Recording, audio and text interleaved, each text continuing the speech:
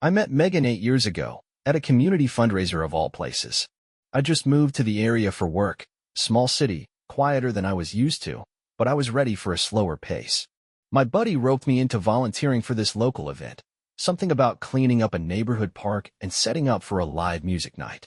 I figured I'd help for a few hours and then slip out early. I didn't plan on meeting anyone, let alone someone like her. She was standing under this white pop-up tent, arranging flyers and bossing people around in the most charming way. Megan had this no-nonsense air about her, organized, efficient, but still warm. She caught me staring when I didn't move fast enough with a stack of folding chairs. "You here to help? Or just here to make it look like you are?" she said with a grin. That's the first thing she ever said to me. We talked all night, right there in that park after the music wrapped up and people started drifting home. She told me about her job. She worked in education reform, and I told her about mine, consulting for mid-sized tech companies. Different worlds, but we found common ground quickly. Books, travel, a mutual hatred of reality TV, but an inexplicable love for late-night cooking competitions. She was smart, grounded, and had this way of seeing people, really seeing them. After that night, we started seeing each other regularly. Not in a whirlwind, rom-com kind of way. It was slow and intentional. She made me feel steady. I dated around before, some short, some longer, but this felt different. With Megan, it never felt like we were rushing into anything. It felt like we were building something, even if we didn't realize it at the time. 2 years later, we got married in a small ceremony just outside the city. Nothing extravagant, just us, some family, and a few close friends. I still remember how she looked walking toward me, barefoot in the grass, laughing at something her sister whispered. We didn't write vows, too shy, both of us, but the way she looked at me when we said, "I do," I didn't need anything else. That look said everything. Now, we live in a cozy house in a quiet neighborhood. Just the two of us, and our rescue cat, Milo, who thinks he runs the place. We don't have kids, at least not yet. It's something we've talked about, maybe someday, maybe through fostering. Right now, we spend our weekends cooking together, or walking down to the local farmer's market, or watching bad movies with good wine. We're the kind of couple that shares glances across the room at parties, and texts each other grocery lists with dumb emojis. I know it probably sounds ordinary, but honestly, I've always loved that about us. There's something deeply comforting about a quiet life with someone who knows you better than anyone else. I never needed fireworks. Just someone who would hold my hand through the mundane, the messy, and the quiet in-between moments. Anyway, that's where it all started. That's who we were, or at least, who I believed we were. Our house isn't huge. It's a 2-story home just a few blocks from the park where we first met. We've got this little back porch with a creaky swing that she insisted we keep, even when I offered to replace it. It's got character, she said, and she wasn't wrong. In summer, we sit out there with drinks and talk about nothing, our plans, work, random stories from our past. Some nights, we just listen to the cicadas and say nothing at all. And somehow, that always feels like enough. Megan's always been the more disciplined one. She plans meals, organizes our budget, makes calendars for everything, including weekend projects that somehow turn into us repainting an entire room or redoing the garden just because. I'm more the spontaneous type. I'll suggest a last-minute road trip or pick up concert tickets without checking our schedules first. Somehow, we've balanced each other out. She keeps me grounded. I pull her into the unexpected. We've had our share of routines. Weeknight dinners are almost sacred. No phones, no TV, just the two of us sitting down to eat. Friday nights are takeout and a movie. Sunday mornings are lazy coffee, books, sometimes pancakes if I'm feeling ambitious. It's a rhythm we've settled into, and honestly, I thought it was what we both wanted. Stability, closeness, a life that felt real. We've traveled a bit, too, nothing extravagant, but meaningful. A trip to the Oregon coast where we got caught in the rain and just walked along the beach anyway. A long weekend in Santa Fe where Megan fell in love with Adobe architecture and started sketching houses in her notebook.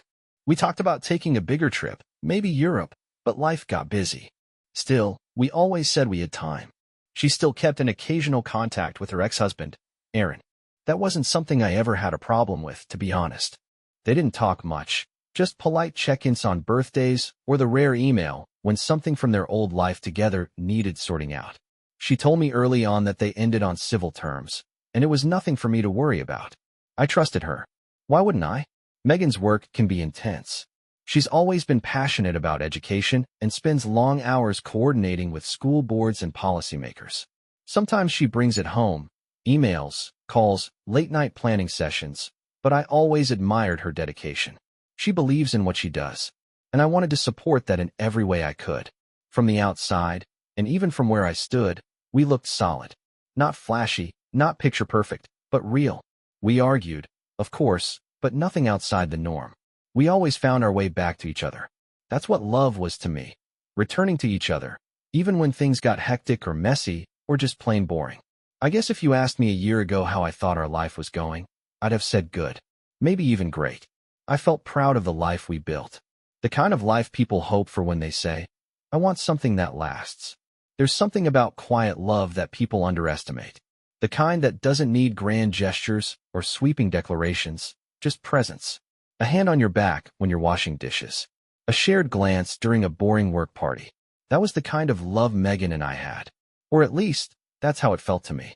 By year 6 of our marriage, we were well into the kind of routine people either crave or dread. For me, it was comforting. Predictable in a way that made life feel less chaotic.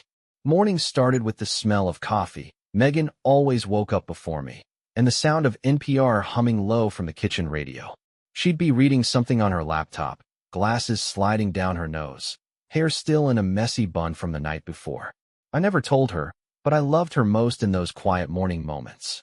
She always looked so natural, like home personified. We didn't need much. We weren't flashy. Megan drove the same silver Subaru she had when I met her. I drove a used pickup I bought from a friend. We split bills evenly, kept our finances transparent, and made most decisions together. Vacations, home repairs, even what brand of laundry detergent we used. It sounds mundane, I know, but there was something satisfying about that kind of partnership. Our social circle was mostly other couples from work or the neighborhood. We'd host small dinners every so often, nothing big, just a few people, some wine, something Megan pulled from her worn-out recipe binder. She loved to cook. I was more the sous chef, chopping, cleaning up, keeping her wine glass filled. We made a good team in the kitchen, in life. Or so I believed. Every now and then, people would ask if we planned on having kids. We usually gave the same answer. Maybe someday. The truth is, we were both hesitant. Megan had been married before, and from what little she shared, it didn't end well. No cheating or anything dramatic, just a slow disconnection. She said it taught her not to rush into things just because it's what people expect. I respected that. She didn't talk about her ex much. Aaron. I knew they were married young, mid-20s, and only stayed together a couple of years. From what I understood, they grew apart. No bitterness, just drift. She'd sometimes mention him offhandedly, usually in a way that made it clear the chapter was long closed. He'd moved to a different state, remarried briefly, then divorced again. She said they were civil, nothing more. If I'm honest, I never gave him much thought. Why would I? Our life felt solid. We had plans. Maybe start that home renovation we kept putting off. Maybe take that trip to Portugal Megan had clipped an article about. There was always something on the horizon, something to look forward to, even if it was just the weekend. We had our ups and downs like anyone. Busy work seasons. Schedules that didn't line up. That one stretch where I was traveling a lot for clients, and she was knee-deep in a school board election. But we always circled back. We always made space for each other. At least, I thought we did. Looking back now, I realize how easy it is to miss the subtle shifts. The tiny moments where something changes, but you don't notice, because it's wrapped in routine, softened by habit. At the time, nothing seemed off. Nothing was screaming for attention. Everything looked like love, or at least the kind of love I thought we'd agreed on. But life has a way of turning silently, gradually. And by the time you hear the creaking, it's already halfway around. It started with little things. So small at first, I brushed them off. Megan had always kept a tight schedule, color-coded calendars, reminders, sticky notes. So when she began forgetting things, small things like picking up groceries or leaving lights on, I chalked it up to stress. She was working longer hours than usual, involved in a new school board initiative that had her running between meetings, fielding calls at odd hours, and spending more evenings at the office. That's what she told me, at least. I didn't question it. At first. One evening, she came home late, past 9. I had dinner ready, something simple, just chicken and roasted vegetables. The food had gone cold by the time she walked through the door, looking flustered but smiling like nothing was wrong. "Sorry, meetings ran long," she said, shrugging off her coat and kissing me on the cheek. "I hate politics." She was wearing lipstick. Fresh.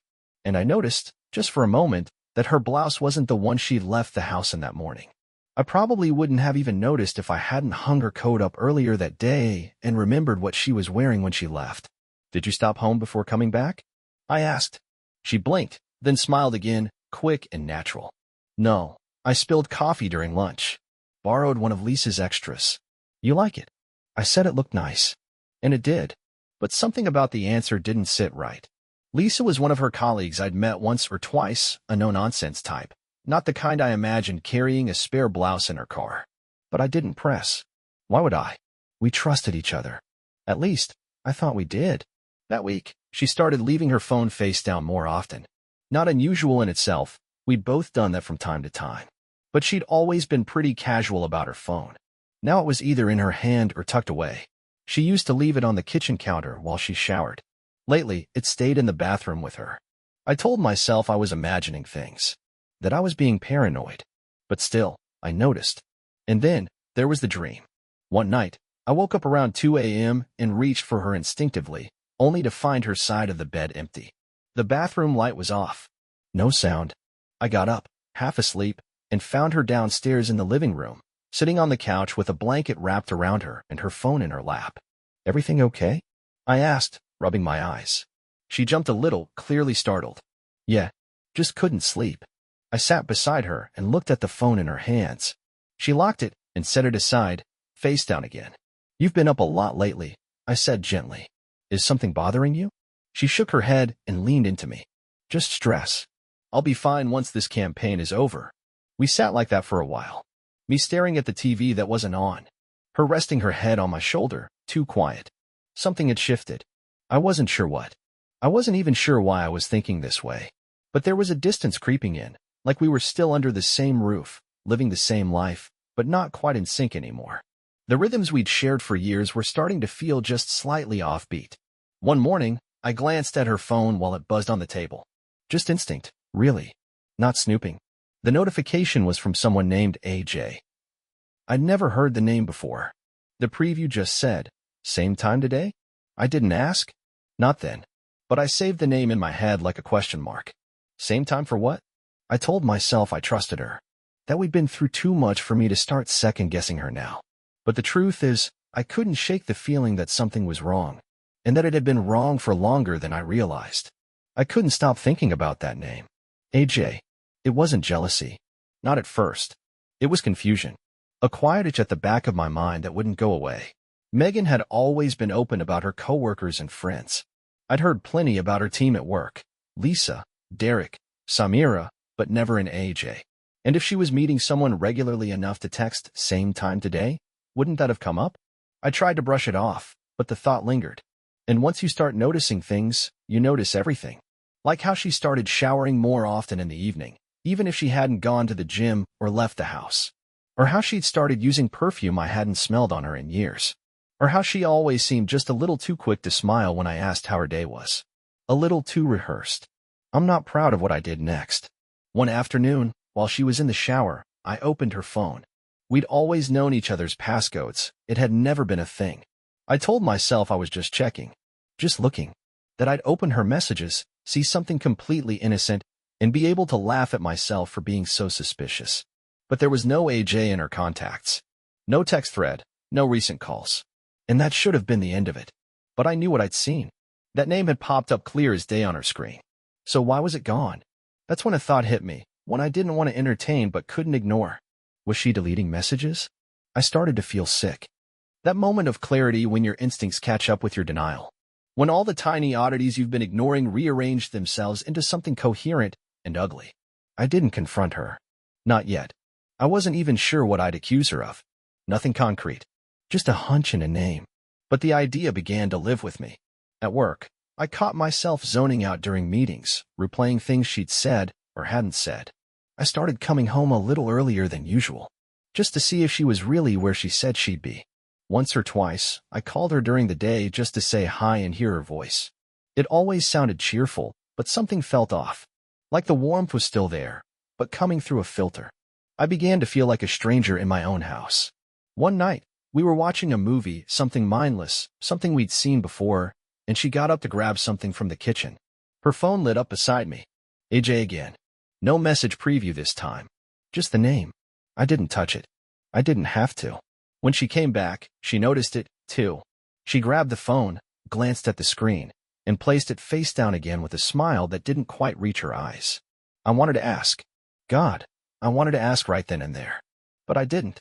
I think part of me was still hoping for a better explanation. Still clinging to the version of her I had always known, the one who wouldn't lie to me. Not like that. Not her. But something was happening. Something I didn't understand yet. And I was beginning to think I'd only scratched the surface. There's a kind of silence that settles in a house when something is being hidden. It's not the comfortable quiet of two people content in each other's company, it's the kind that hums in the background, just beneath the sound of life. You feel it when you walk into a room, and she's just put her phone down a little too fast. When you wake up in the middle of the night and sense that the other side of the bed is empty, not because she's gone, but because her mind is somewhere else. It had crept into our home, slow and invisible at first, until it became the only thing I could hear. I didn't want to be the guy who snooped. I always told myself I wasn't built for that kind of thing. Megan and I had made a habit of openness. We shared passwords, calendars, everything. But lately, that openness had felt one-sided. She was still warm, still affectionate in the small ways, peck on the cheek in the morning, goodnight kisses, love you in passing. But it all felt curated. Like she was playing a role she'd grown a little tired of. I noticed how often her smiles ended with her lips, never quite reaching her eyes anymore. That sparkle, the one I used to see when she looked at me, had faded. I started wondering if maybe I was imagining it all. If I was overanalyzing, creating a story where there was none. But every time I tried to brush it off, something else would happen. She started going out more. Not in an obvious way, no late-night parties or suspicious absences. Just things. Work events I wasn't invited to. A catch-up dinner with a friend I'd never heard of. Yoga classes that ran half an hour longer than the schedule suggested. She always had an explanation, and every time I nodded and said, "Sounds good," while some part of me kept quietly tallying each excuse. It wasn't until I ran into Lisa, her colleague and supposed blouse lender, that the unease really set in. It was at the grocery store. We made small talk. I mentioned Megan had said she'd borrowed a shirt from her a few weeks back. Lisa gave me a polite, confused smile and said, "Oh, I don't think I've ever lent her anything." She shrugged, moved on to another topic. It was nothing. It could have been a slip of memory. But to me, it felt like something slipping through the cracks. I started keeping more to myself. Watching. Listening. I wasn't looking for a confrontation. I was looking for confirmation. I needed to know if what I was feeling was real, or if I was slowly unraveling over nothing. Megan didn't seem to notice my distance. If she did, she didn't mention it. Maybe she was grateful for it. One night, I saw her sitting in her car in the driveway long after she'd arrived home. Just sitting there, engine off, lights out. I watched from the upstairs window for almost 10 minutes before she finally came in. When I asked her about it, she said she was finishing a podcast. I nodded, told her I understood. But something inside me had begun to turn, slow and steady. She didn't talk about her day any more unless I asked, and even then, the answers were vague. It was fine, just the usual, nothing interesting. She used to tell me everything, funny things students said, little frustrations with board members, rants about inefficient meetings. Now, there was a wall, thin enough to see through, but impossible to get past. And behind that wall, I was starting to see shadows. I thought about asking outright, about sitting her down and saying, "Is there someone else?" But I couldn't do it. Because what if there was? What if the answer wasn't no? That was the fear I carried in my chest like a stone. The fear that this wasn't just stress or distance or a temporary rough patch. The fear that I wasn't crazy, that my gut had been right all along. I'd always believed that love could survive anything, if you were honest, if you put in the work, if you stayed close through the storms. But what do you do when you sense the storm has already come and gone, and you're standing in the wreckage without even knowing it? I didn't have proof. I didn't have texts or photos or confessions. But I had that silence. I had the vanishing sparkle in her eyes. The blouse that wasn't Lisa's. The name AJ that I still hadn't figured out. All I had were puzzle pieces, and even though I couldn't see the full picture yet, I was starting to believe I already knew what it would show. I just wasn't ready to see it. It happened on a Thursday evening. One of those crisp, overcast days that never quite turns into rain but makes the whole world feel quiet and gray. I remember because I'd left work early, thinking I'd surprise Megan with takeout from that Thai place she loved, the one with the obnoxiously long wait times she never had the patience for. I hadn't been trying to fix anything, really. I just missed her. I missed us. The house was dark when I got home. Her car was in the driveway, so I figured maybe she was napping or in the bath. I walked in quietly, holding the bag of food like some peace offering, already picturing her curled up on the couch with a blanket, pretending to be annoyed I hadn't told her I was coming home early. But she wasn't on the couch. And she wasn't upstairs. She was sitting at the dining table, alone, just waiting. No music. No laptop. Just her, and a half-full glass of wine. She looked up when I came in, and I knew instantly this wasn't about dinner. "Hey," she said, soft. "Can we talk?" I set the food down on the counter without saying a word. There was something in her voice, her face, that made the room feel colder. Like every breath I took was going to hurt. She didn't wait for me to sit. She just started talking. "I haven't been honest with you," she said, eyes fixed on a spot just over my shoulder. "For a while now. I don't think I said anything." My legs felt locked, like moving would make it real. She reached for her wine, took a small sip, and then folded her hands in front of her, like she was trying to hold herself together. "I've been seeing someone." Her voice didn't shake. Not like I thought it would. She said it like she'd rehearsed it. Like it was a line she'd memorized and just needed to get through. I remember blinking, not reacting, just absorbing. Every part of me went quiet. Like my brain had stepped out of the room and left my body to deal with it. I asked her who. She hesitated then, just for a second, and then said his name. Aaron. Her ex-husband. I think I actually laughed. A short, breathless laugh that sounded like someone else. "You've been cheating on me with your ex-husband?" She nodded once. Her eyes finally met mine, and she looked apologetic, but not broken, not crushed.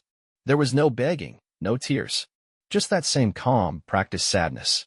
It wasn't supposed to happen. At first, we were just talking again. After his mom died, he reached out. We started catching up. And then, she didn't finish the sentence. I stepped back from the table.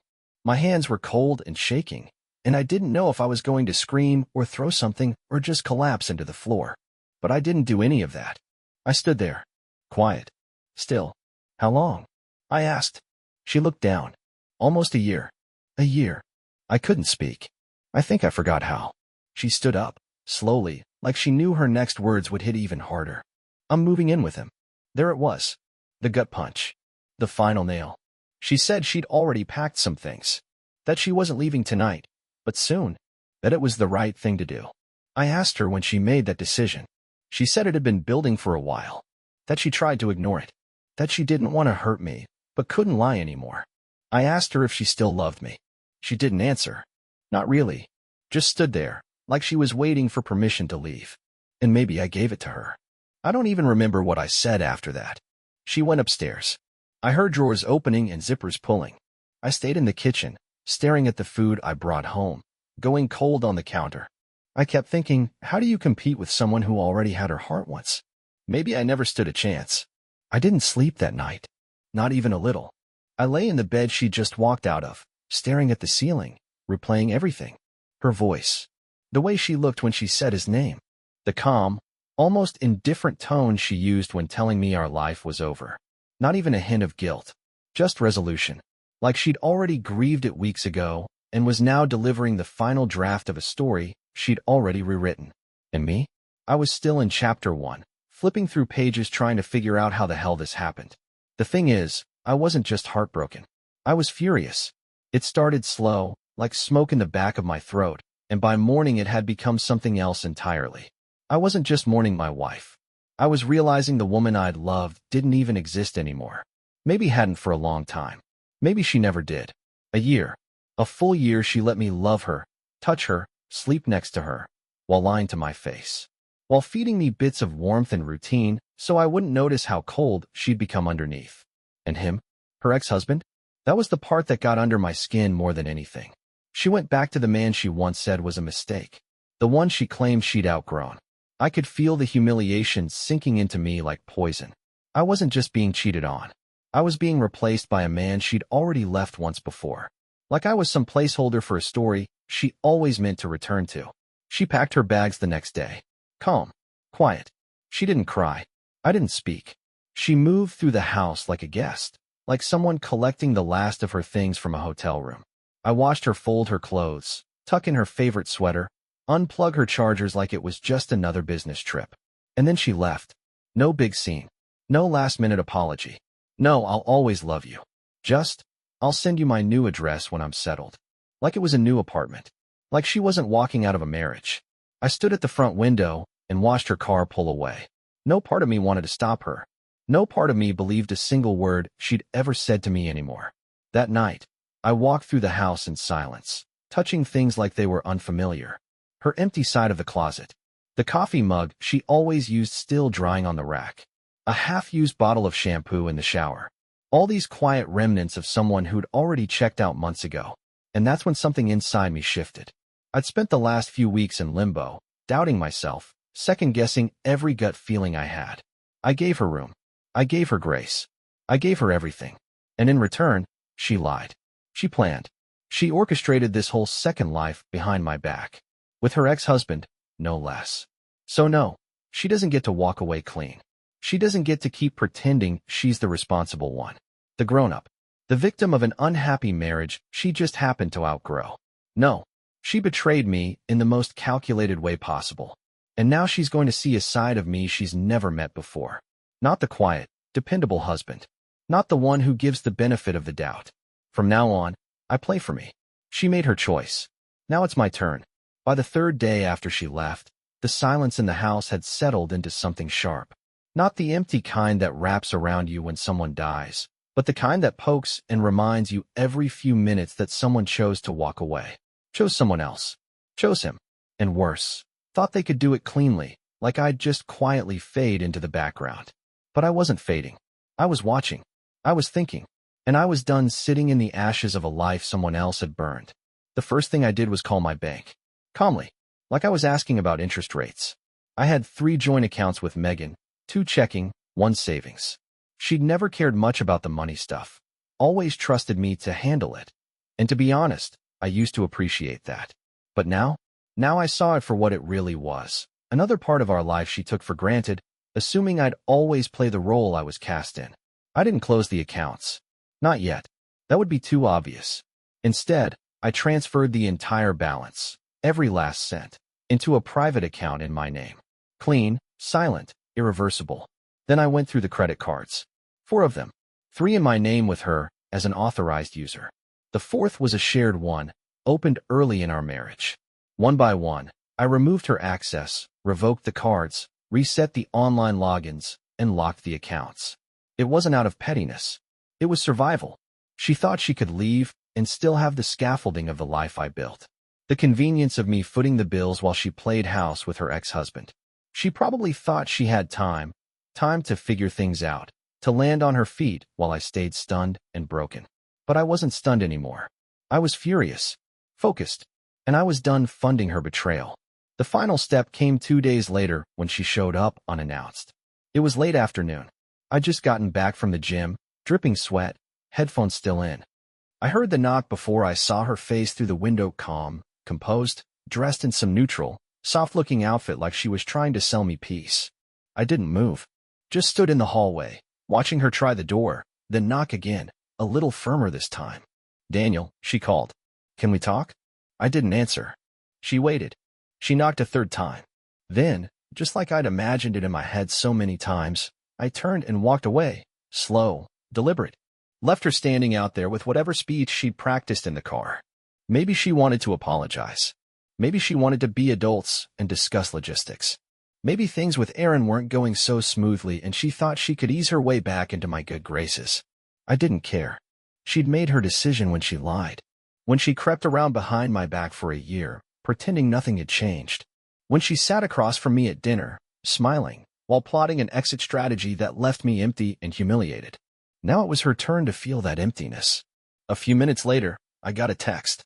"Can you open the door, please? I think we should talk face to face." I stared at it, then hit block without responding. Deleted her contact entirely. I wasn't interested in closure.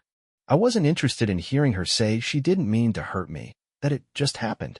Actions speak louder. And she'd already said everything she needed to the moment she chose someone else. She knocked a few more times after that. I heard her footsteps pacing on the porch. Then silence. Then the car door closing. Then gone. I stood in the hallway a long time after that, breathing deep. And for the first time since she told me the truth, I felt something close to peace. Not healing, not yet, but the beginning of something solid under my feet again.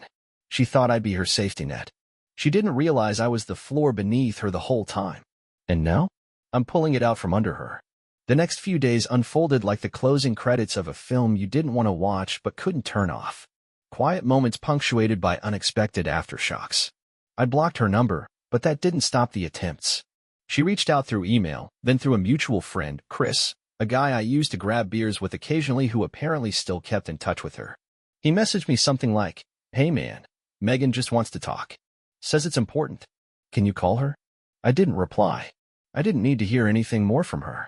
Whatever explanation she thought I deserved, it came too late. She'd already cashed in the trust we'd built over 8 years and spent it on another man. On a former man, no less. What was left to talk about? And still, I couldn't lie to myself. Some nights were harder than others. Grief doesn't follow logic. There were hours, especially in the quiet stretch between midnight and dawn, where I felt the pull of everything we'd shared. The routines. The in-jokes. The particular way she'd lean into me when she was half asleep on the couch. I didn't miss her, exactly. I missed the life I thought we had. The version of her I thought was real. That was the hardest part to shake. The idea that I'd built something beautiful with someone who, somewhere along the way, stopped being honest about who she was. One morning, I got a call from the bank. Apparently, Megan had tried to use one of the now-disabled cards while out shopping. I could practically picture it, her standing at the checkout, bags in hand, watching the transaction fail. I wondered if she was alone, or if Aaron had been there with her. I wondered if she pretended it was some technical issue, or if she'd known, in that moment, exactly what I'd done. There was a strange satisfaction in that. Not revenge, exactly. Just justice. A balancing of the scales. She walked out of my life like it was a chapter that had run its course. Now she was starting to realize she didn't get to keep the perks of the story she left behind. Later that week, I came home to find a manila envelope wedged between the storm door and the frame. Inside was a letter, handwritten, front and back. Megan's handwriting. Neat, careful, like always. The first line hit me harder than I expected. "I don't know if you'll read this, but I hope you do." I skimmed it at first, not even really processing the words. She talked about how sorry she was, not just for the affair, but for the way she handled it. She admitted she should have come clean sooner, that the guilt had eaten her alive for months, that she and Aaron had reconnected, unexpectedly, and that it brought back feelings she thought were buried. She said it wasn't planned, that she still loved me in some way, just not in the way a wife is supposed to love her husband, that I'd been too good, which I'll admit made me laugh out loud. Too good. Imagine that. She tried to justify what she did while still calling it a mistake. Tried to soften the blow by saying she respected me, that she'd always admire how I handled things, and that she didn't want to hurt me. As if those sentiments made up for 12 months of lies. I didn't respond. I folded the letter, slipped it back into the envelope, and tossed it in the kitchen drawer where we used to keep coupons and takeout menus. I didn't have the stomach to throw it out yet, but I didn't want it near me either. And then, 2 days later, she came back again. I heard the knock while I was in the middle of fixing a cabinet door that had been hanging off its hinge for weeks. I ignored it at first, expecting it to be a delivery. But then there it was again, louder, more urgent. I didn't even have to look through the peephole. I knew it was her. I could feel her on the other side of the door.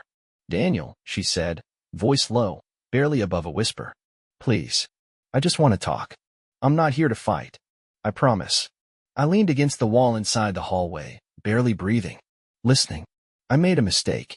You have every right to hate me, but please don't shut me out like this. I'm sorry. I really am." She stood there a long time. I could hear her shifting on the porch, her breath catching. Maybe crying. I don't know. But I didn't open the door. She left eventually. Quietly. No note this time. And I felt lighter. It was the first moment I realized she no longer had power here. Not over this house. Not over my mind. Not over me. She chose to leave. And now, I was choosing what stayed. It's been a month since she left for good. Or maybe it's more accurate to say, since I let her leave. Since I stopped waiting for the version of her I married to come back through the door and explain everything away. That manila envelope is still in the kitchen drawer. I haven't touched it. Haven't reread her words. I already know what it says, what it meant to say. I also know it changes nothing. The house feels different now. Not haunted, exactly, just quieter in a way that I'm learning to live with.